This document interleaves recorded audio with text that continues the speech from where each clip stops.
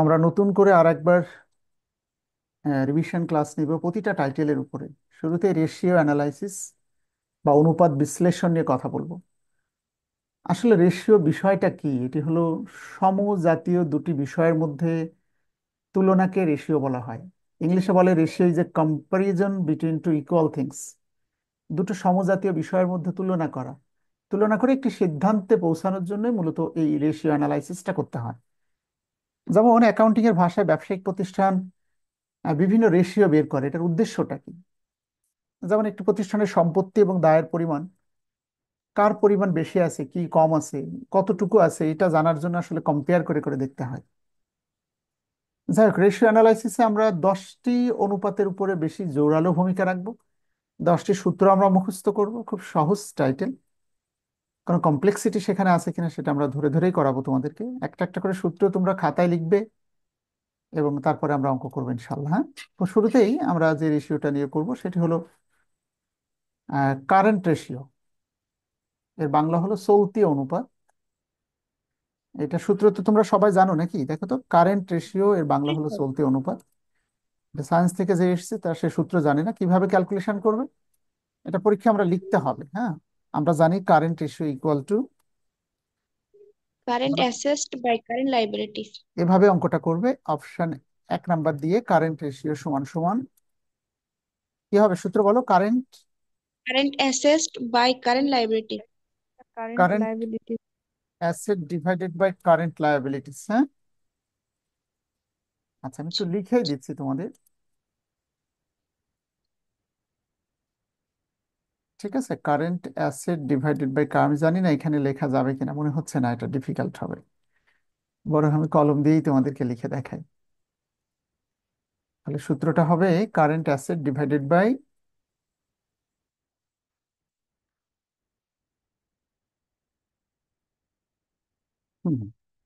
মুখস্থ করি আমরা সবাই মিলে নাকি? সূত্র জি কি বলো sir. Sudipta? Current current asset, by current liabilities. এটার ব্যাখ্যাটা হলো প্রতিষ্ঠানের চলতি সম্পত্তি যেগুলো আছে সেটাকে চলতি দায় দিয়ে ভাগ করতে হবে। সাফিয়া বলো দেখি, চলতি সম্পত্তি কাকে বলে? প্রতিষ্ঠানে যে কারেন্ট অ্যাসেট আছে সেটাকে কারেন্ট লায়াবিলিটিস দিয়ে ভাগ করলে পাওয়া যাবে কারেন্ট রেশিও বা সোল। হ্যাঁ, স্যার যে আদর্শ মান সম্পত্তি 2:1। না, আমার প্রশ্নটা হলো পরীক্ষায় যে 5টা সম্পত্তি রেশিওর প্রশ্ন পড়লে কেন আমরা উত্তর করব? বিকজ এটি বিশেষ অ্যাডভান্টেজ হলো 5টায় 5 দুগুণে 10 নাম্বার। তো কোনো স্টুডেন্ট 3টা যদি কারেক্ট করতে পারে, 2টা যদি ভুলেও যায়, সে কিন্তু 6 নাম্বার পেয়ে যাচ্ছে। সো কারেন্ট রেশিওর সূত্র হলো কারেন্ট অ্যাসেট গুলো যোগ করে কারেন্ট লায়াবিলিটিস দিয়ে ভাগ করতে হবে।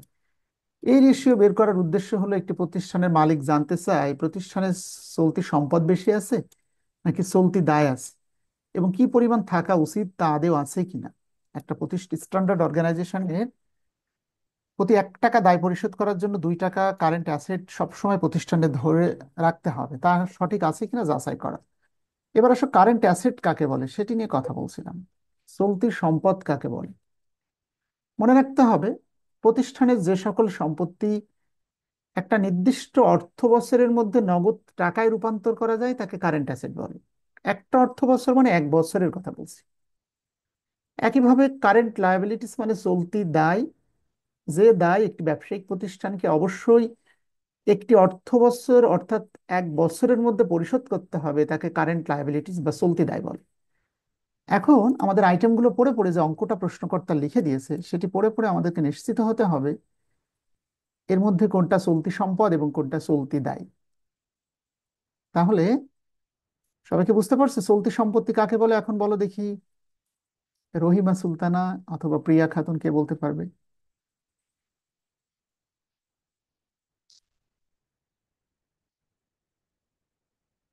নূরজাহান, যে পারবে সেই রেসপন্স করবে। প্রতিষ্ঠানের স্যার, সম্পত্তি নির্দিষ্ট। প্রতিষ্ঠানের সম্পত্তিগুলো একটি মানে 1 বছরের মধ্যে যেটা পরিশোধ করতে হয় সেটা হচ্ছে চলতি দায়। নগদ টাকায় রূপান্তরিত করেছে। স্যার যে সম্পত্তি 1 বছর বা তার কম সময়ের মধ্যে নগদ অর্থে রূপান্তর করা যায়। তাকে চলতি সম্পদ বলে। আর জি যে স্যার। দায় অবশ্যই, we must have to pay the money within 1 fiscal year, যে দায় অবশ্যই 1 বছরের মধ্যে পরিশোধ করতে হবে তাকে চলতি দায় বলে। এবার আসো, তাহলে একটা একটা করে আইটেম দেখি এটা আদৌ চলতি সম্পদ কিনা, যা 1 বছরের মধ্যে ক্যাশ টাকায় রূপান্তর করা যায় কিনা আমরা একটু দেখি।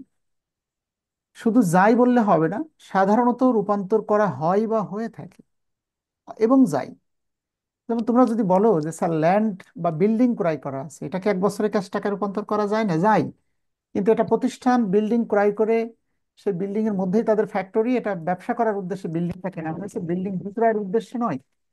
কাজে সেটি তো বিক্রয়ের প্রশ্নই ওঠে না। কাজে সেটি স্থায়ী সম্পত্তি, যা বিক্রয় করার উদ্দেশ্যে ক্রয় করা হয়নি তা অবশ্যই স্থায়ী সম্পত্তি। বিক্রয়ের উদ্দেশ্যে ক্রয় করা হয়েছে এবং বিক্রি করে 1 বছরের মধ্যে নগদ টাকায় রূপান্তর করা যায় তাকে চলতি সম্পত্তি বলে। একটা একটা করে আইটেম আমরা দেখি।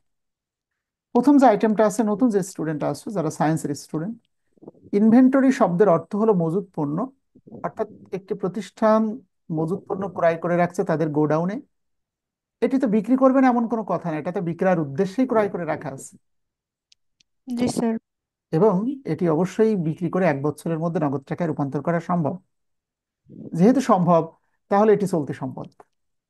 আর ক্যাশ টাকা তো নগদ টাকায় রূপান্তর করে ক্যাশ বক্সে রাখাই আছে, এটা সব থেকে নগদ সম্পদ। এরপর আসছে অ্যাকাউন্ট রিসিভেবল, যার বাংলা হলো দেনাদার। অ্যাকাউন্টিং এর ভাষায় বাকিতে পণ্য বিক্রয়ের ফলে আমরা যাদের কাছে টাকা পাবো তাদেরকে অ্যাকাউন্ট রিসিভেবল বলা হয়। একটু মিউট করে নাও ফারজানা। আমি আবারও বলছি, অ্যাকাউন্ট রিসিভেবল মানে হলো দেনাদার। বাকিতে পণ্য বিক্রয়ের ফলে যাদের কাছে আমরা টাকা পাবো তাদেরকে অ্যাকাউন্ট রিসিভেবল বলা হয়। তাহলে অ্যাকাউন্ট রিসিভেবল হলো, আমরা যখন এক হিসাবগুলো করব মনে রাখতে হবে আমরা ওই প্রতিষ্ঠানের ম্যানেজার। তাহলে আমি ম্যানেজার, আমি লিখে রেখেছি আমার মালিককে দেখানোর জন্য অ্যাকাউন্ট রিসিভেবল 50,000। এটার অর্থ আমি মালিককে বোঝাতে চাই 50,000 টাকা আমরা মানুষের কাছে পাবো।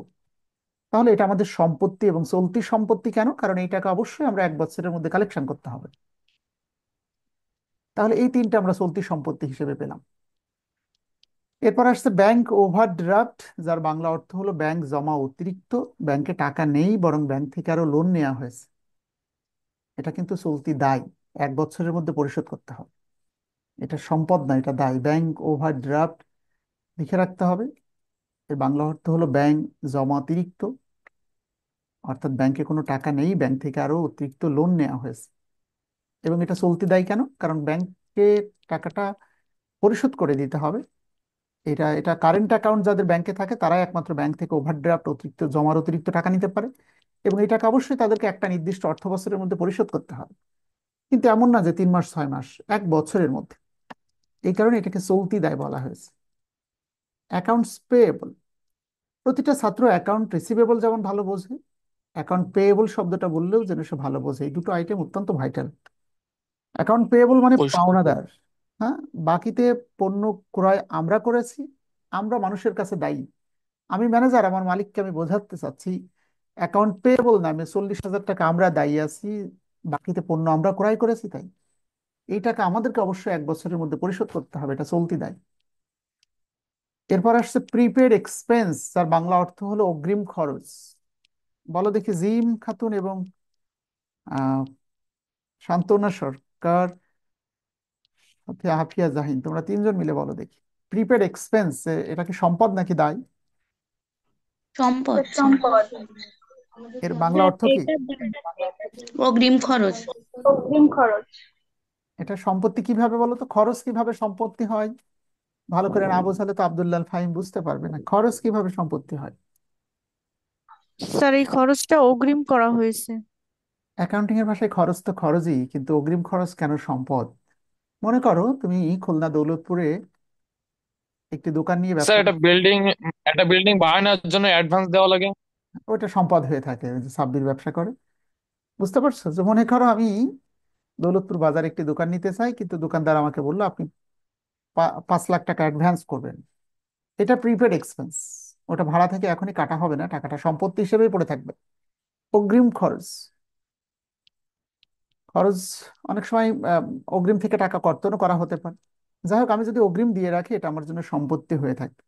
আমি একটি বাসা ভাড়া নিয়ে ওঠার সময় 5 মাসের ভাড়া অ্যাডভান্স করে দিলাম, কাজেই এটা অগ্রিম হয়ে থাকলো। 5 বছরের টাকা একবারে দিয়ে রাখলে এটা অগ্রিম খরচ, এটা প্রতিষ্ঠানের সম্পদ। 1 মাস পরে আমার মনে হলো ওই বাসা আমি আর থাকবো না, ইচ্ছা করলে আমি টাকা ফেরত চাইতে পারি। এবং টাকা চাওয়া মাত্রই যে আমি ফেরত পাবো তা কিন্তু নয়, কিন্তু ধরে নিতে পারি 1 বছরের মধ্যে টাকাটা কালেকশন করা সম্ভব। এই কারণে এটা চলতি সম্পদ, কারণ এই টাকা আমরা ব্যাক নিতে পারবো 1 বছরের মধ্যে। এরপর আসছে অ্যাক্রুড স্যালারিজ, এর বাংলা বলো ফারজানা এবং সুদীপ্ত। স্যার অ্যাক্রুড বকেয়া বেতন। স্যালারি, বকেয়া বেতন। বকেয়া বেতন। তাহলে অ্যাক্রুড, এটা অ্যাকুরাল শব্দ থেকে এসেছে, অ্যাকুরাল মানে বকেয়া। অ্যাক্রুড স্যালারিজ মানে বকেয়া বেতন। হ্যাঁ, বকেয়া বেতন। দেখো তুমি তোমার প্রতিষ্ঠানের ম্যানেজার শ্রমিকদেরকে বেতন দাওনি, তাহলে আমরা দায়ী। এখন বলো দেখি, হ্যাঁ, ফরহাদ এবং সাব্বির, এই দায় কি আজীবনের জন্য দায়ী, নাকি অবশ্যই 1 বছরের মধ্যে টাকাটা পরিশোধ করতে হবে?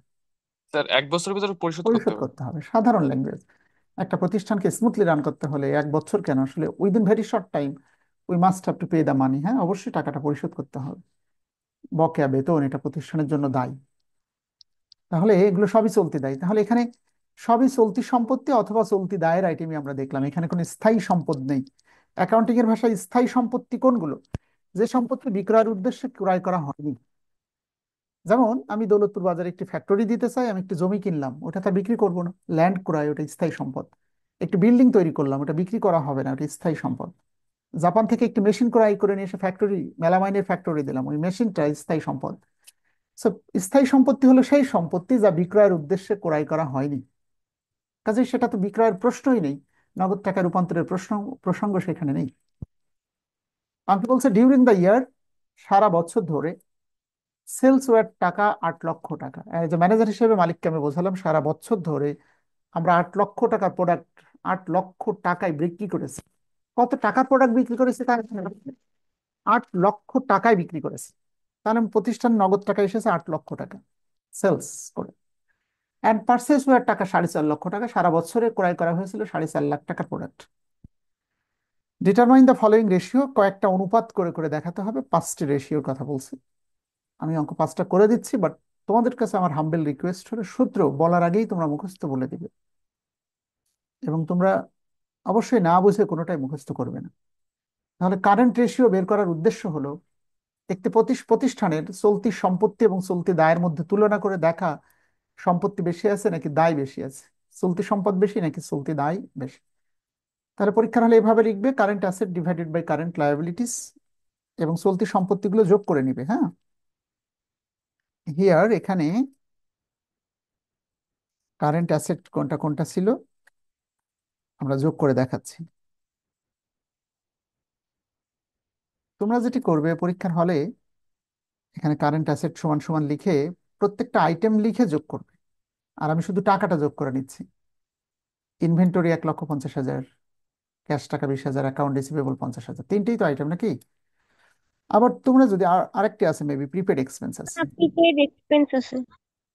যদি তোমরা সময় পাও পর্যাপ্ত, অবশ্যই আইটেমগুলো এভাবে লিখে যোগ করে করে নিতে পারো, যেভাবে আমি নিচ্ছি। দেখো দেখো তো তোমরা, আমরা পরের পেজে দেখালে মনে হয় লেখাটা স্পষ্ট দেখতে পাও। এখন এই 4টা আইটেমের যোগফল কত হবে বলো আশিক সর্দার? 2,30,000। এই যে দেখো কারেন্ট অ্যাসেট প্রতিষ্ঠানের, এভাবে পরীক্ষা যোগ করে করে দেখাবে। প্রতিষ্ঠানের সম্পত্তি আছে 2,30,000, তার এগেনস্টে কারেন্ট অ্যাসেটের এগেনস্টে এবং কারেন্ট লায়াবিলিটিস আছে কত টাকা দেখো।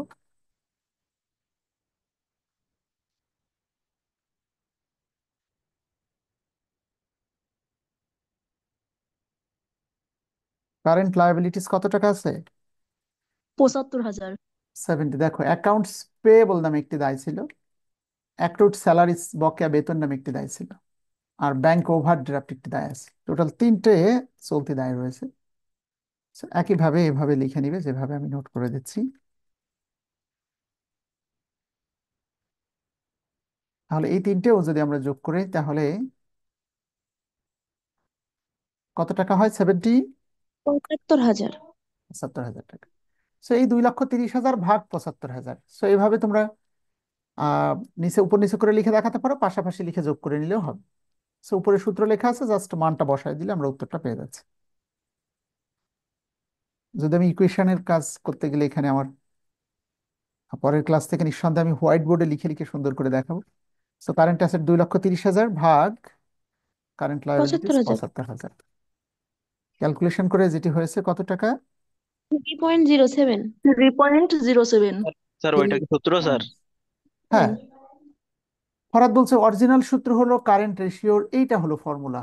কারেন্ট রেশিওর সূত্র হলো current asset divided by current liabilities. এটা কিন্তু ভাগ হবে এখানে, হ্যাঁ, একটু ভাগ সাইন হবে এক্ষেত্রে। আমরা সব ভাগ সাইনটা দিয়ে দেখাতে পারবো, ঠিক আছে। কারেন্ট অ্যাসেট ডিভাইডেড ভাগ কারেন্ট লায়াবিলিটিস, একইভাবে এখানে ওই ভাগ সাইনটাই হবে, হ্যাঁ। কারেন্ট অ্যাসেট ভাগ কারেন্ট লায়াবিলিটিস, তোমরা অবশ্যই এই ভাগটা না দিয়ে ডিভাইডেড বাই লিখে দেখাবে, হ্যাঁ। এখন উত্তর কত তাহলে বলো? 3.07 লিখে রাখলে হবে?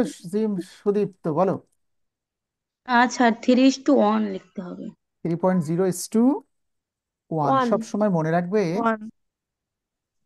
এটা ভাগ এটা করার পরে যেটি হবে এটি ইস টু 1। এর ব্যাখ্যাটা শুনে রাখো। এই প্রতিষ্ঠানের প্রতি 1 টাকা দায় পরিশোধ করার জন্য 3 টাকা 7 পয়সা ক্যাশ বক্সে নগদ টাকা ধরে রাখা আছে। আরো সহজ, আরো অরিজিনাল ব্যাখ্যা হলো, প্রতি 1 টাকা চলতি দায় পরিশোধ করার জন্য প্রতিষ্ঠানের চলতি সম্পত্তি পড়ে আছে 3 টাকা 7 পয়সা।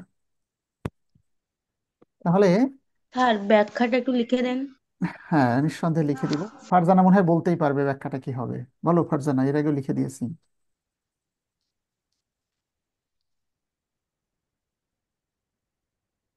আমি। দেখো ব্যাখ্যাটা তোমাদেরকে একটু লিখে দিচ্ছি। এটাই স্যার।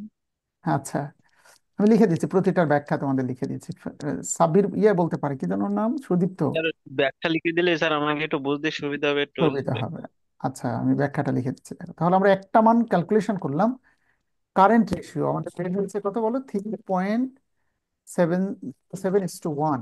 এবার কমেন্টটা পরীক্ষা হলে লিখতে হবে কিনা রিমেম্বার, কমেন্ট বলে। যদি পরীক্ষায় পর্যাপ্ত সময় পাও তাহলে অবশ্যই কমেন্টটা লিখতে হবে। আমি তোমাদের বোঝার সুবিধার্থে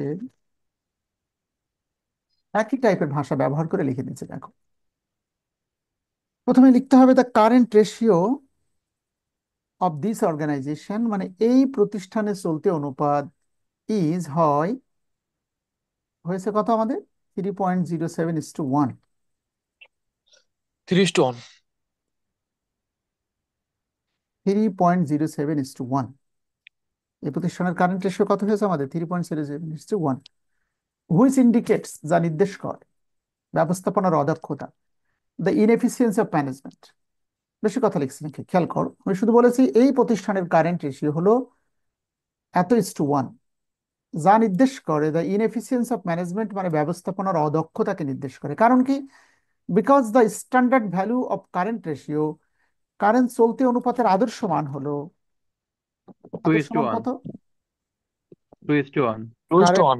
রেশিও ইজ 2:1, হ্যাঁ,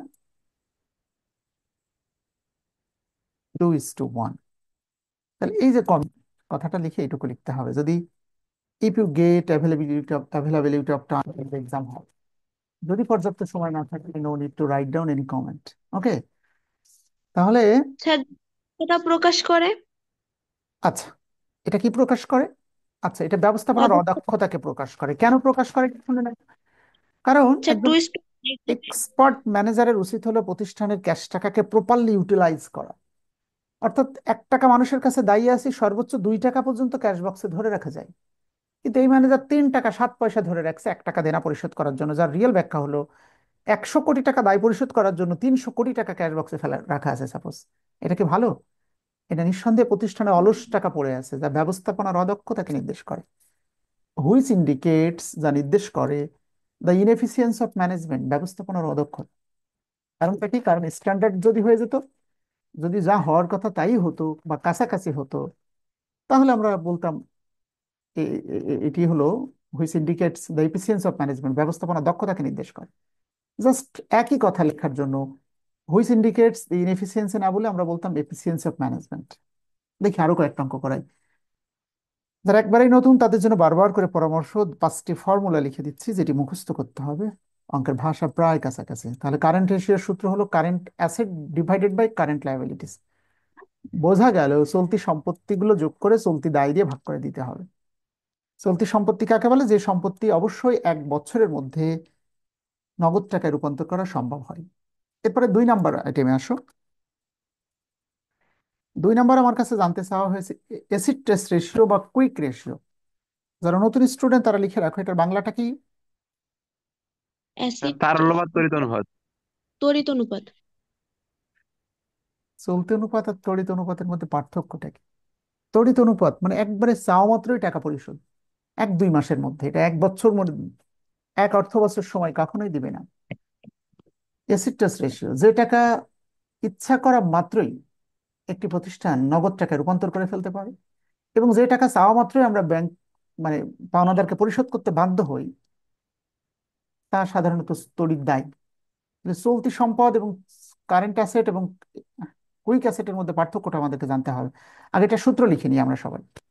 অ্যাসিড টেস্ট রেশিও বা কুইক রেশিও একই কথা, এর বাংলা কি বলো? তড়িৎ তড়িৎ অনুপাত। হ্যাঁ, অনুপাত। সূত্র বলো। Quick asset by quick liabilities. Weekly report। তাহলে আগে ছিল current asset divided by current liabilities, আর এখন হলো quick asset divided by quick liabilities. চলতি সম্পদ আর চলতি দায়। কুইক মানে আরো দ্রুত, কুইক অ্যাসেট এবং কুইক লায়াবিলিটিস। খুব সহজ করে শুনে নাও, যারাই কারেন্ট অ্যাসেট তারাই কুইক অ্যাসেট, ব্যতিক্রম কোনটা আসতে পারবে না সেটা ভালো করে সবাই শুনে রাখো। Inventory prepaid expense. যারাই কারেন্ট অ্যাসেট তারাই সবই কুইক অ্যাসেট, শুধু 2টা আইটেম ব্যতীত। একটি হলো ইনভেন্টরি আর একটি হলো প্রিপেড এক্সপেন্স, এই দুটো খরচ ব্যতীত।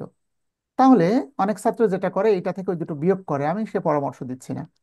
আমি তোমাদেরকে বলবো অ্যাকাউন্টিং এর ভাষায় যারাই কারেন্ট অ্যাসেট তাদের সবাই কুইক অ্যাসেট।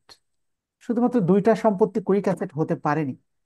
একটা হলো ইনভেন্টরি মানে গোডাউনে রক্ষিত মজুত পণ্য, এটা কেন ইচ্ছা করলেই ক্যাশ টাকায় রূপান্তর করা যায় না? কারণ এখানে দুটো ধাপ জড়িত। এক, গোডাউনের মজুত পণ্য তাড়াহুড়ো করে বিক্রি করলে বাকিতে বিক্রি হতে পারে। 2, বাকিতে বিক্রি করলে আবার টাকা কালেকশন করতে আর একটা স্টেপ এখানে জড়িত রয়েছে। কাজে যেহেতু এই টাকার 2টা ধাপে কালেকশন হবে, কাজে ধরে নেওয়া হলো এটা চাওয়া মাত্রই ক্যাশ টাকা রূপান্তর করা সম্ভব হয় না। আরেকটা হলো প্রিপেড এক্সপেন্সের কথা বলছি। দেখো, 5 লক্ষ টাকা অ্যাডভান্স করে একটি দোকান ভাড়া নিয়েছো, হঠাৎ 1 বছর ব্যবসা করে মনে হলো আর বিজনেস করবো না। মালিককে তুমি যদি বলো এখনই আমার টাকাটা ফেরত দেন, অনেক সময় মালিক তোমাকে বলবে আপনাকে অপেক্ষা করতে হবে, এই দোকান আবার পুনরায় ভাড়া হবে, ওনার কাছ থেকে অ্যাডভান্স নিয়ে তারপর আপনাকে দেওয়া হবে।